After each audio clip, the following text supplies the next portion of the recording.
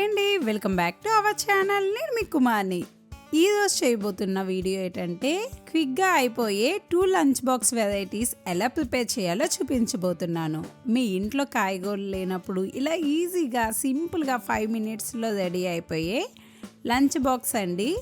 మీ పిల్లలకి కానీ లేదంటే మీ శ్రీవారికి కానీ ఎలా ప్రిపేర్ చేయాలో చూసేద్దాం. ముందుగా గ్రీన్ రైస్ని ఎలా ప్రిపేర్ చేయాలో చూపించబోతున్నాను. ముందుగా ఒక మిక్సీ గిన్నె తీసుకొని కొంత కొత్తిమీరని కట్ చేసుకొని వేసుకోవాలి. కొత్తిమీర అనేది ప్రతి ఒక్కరి ఇంట్లో ఉంటుంది కాబట్టి కొత్తిమీర రైస్ని చూపించబోతున్నానండి. అలాగే కొన్ని పచ్చిమిర్చిని పొడవుగా కట్ చేసుకొని వేసుకోవాలి. కొన్ని వెల్లుల్లిపాయలని కూడా వేసుకోవాలి. అలాగే చిన్నవిగా కట్ చేసుకున్న కొద్దిగా అల్లం ముక్కల్ని కూడా వేసుకోవాలండి. కొద్దిగా వాటర్ వేసుకొని మూత పెట్టుకొని మెత్తగా పేస్ట్ చేసుకోవాలి. ఇప్పుడు స్టవ్ ఆన్ చేసుకొని ఒక ప్యాన్ పెట్టుకోవాలండి. ఇందులో 3 టేబుల్ స్పూన్ల వరకు ఆయిల్ని వేసుకోవాలి. ఈ ఆయిల్ లైట్గా హీట్ అయ్యాక కొద్దిగా జీలకర్ర, కొంచెం ఆవాలు, అలాగే చిన్నగా కట్ చేసుకున్న ఉల్లిపాయ ముక్కల్ని వేసుకోవాలి. వీటిని చక్కగా ఫ్రై చేసుకోవాలండి. అలాగే కొన్ని టమాటీ ముక్కల్ని కూడా వేసుకొని ఫ్రై చేసుకోవాలి.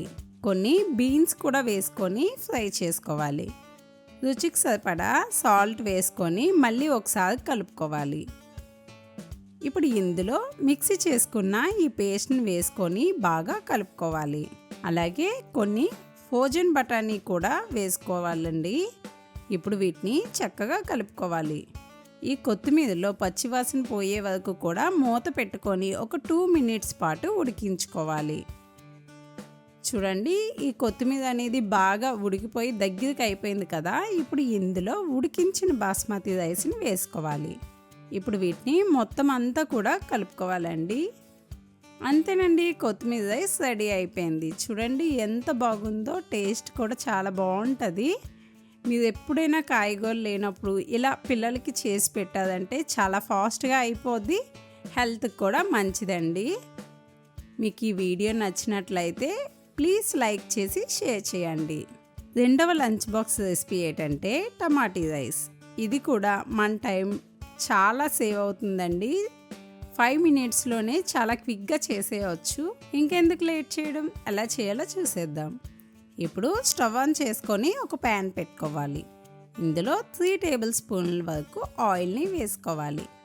ఇందులో 2 బిర్యానీ ఆకులు, అలాగే కొన్ని చిన్నగా కట్ చేసుకున్న ఉల్లిపాయ ముక్కల్ని కూడా వేసుకొని చక్కగా ఫ్రై చేసుకోవాలి. అలాగే కొన్ని టమాటీ ముక్కల్ని కూడా వేసుకొని ఫ్రై చేసుకోవాలి. ఇవి తొందరగా వేగడానికి తగినంత ఉప్పు వేసుకోవాలండి.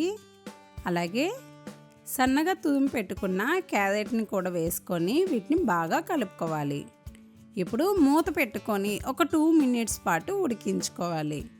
ఇందులో తగినంత కారము వేసుకోవాలండి. చిటికెడు గరం మసాలా పౌడర్ వేసుకొని ఇప్పుడు వీటిని బాగా కలుపుకోవాలి. ఇవి పచ్చివాసన రాకుండా ఉండడానికి కొద్ది వాటర్ వేసుకొని ఉడికించుకోవాలి. చూడండి, చక్కగా ఉడికిపోయి కదా. ఇప్పుడు ఎలా ఉందో చూడండి, చక్కగా ఉడికిపోయి ఎలా ఉందో. ఇప్పుడు ఇందులో ఉడికించిన బాస్మతి రైస్ని వేసుకొని బాగా కలుపుకోవాలి. అంతేనండి, టమాటీ రైస్ రెడీ అయిపోయింది. మీకు ఈ టమాటీ రైస్ నచ్చినట్లయితే ప్లీజ్ లైక్ చేయండి.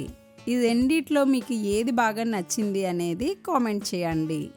మీరు మన ఛానల్ని ఇప్పుడే చూస్తున్నట్లయితే ప్లీజ్ సబ్స్క్రైబ్ చేసుకొని సపోర్ట్ చేయండి. Thanks for watching.